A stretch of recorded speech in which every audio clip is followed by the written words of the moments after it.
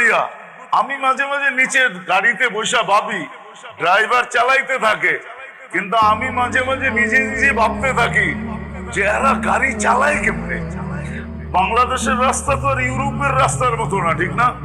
কি খালি মাওয়ার দিকে গেলে একটু 4 লাইন, চিটাগাংয়ের দিকে গেলে 4 লাইন, টাঙ্গাইলের শুধু এলেঙ্গা পর্যন্ত 4 লাইন, সিলেটের দিকে তো 4 লাইন না, ঠিক না?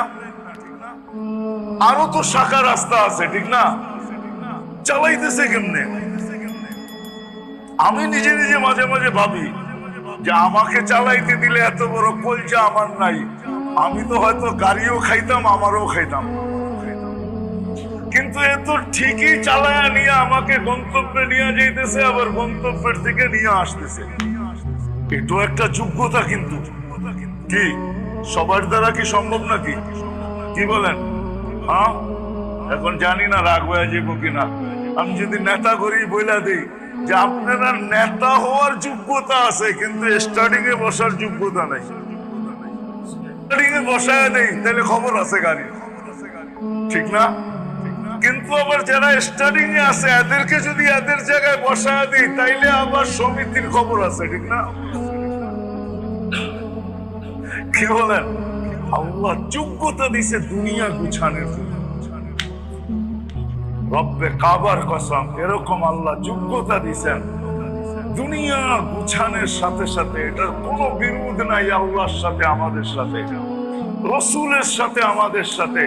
আল্লাহ বলে, রসুলও বলে, আল্লাহ তোমাকে যোগ্যতা দিছে, তুমি দুনিয়াও গুছাও, কিন্তু সাথে সাথে তুমি আর 2-1টা কাম করো।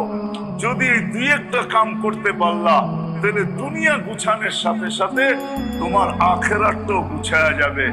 সেটা হলো যোগ্যতা গুলা তুমি আল্লাহকে মানার ভিতরে লাগাও, আল্লাহর দাবি পূরণের ভিতরে লাগাও।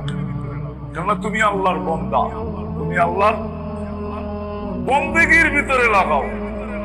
অতটুক লাগাও যতটুক তোমার সাধ্যে আছে, সাধ্যের বাহিরে আল্লাহ চান নাই।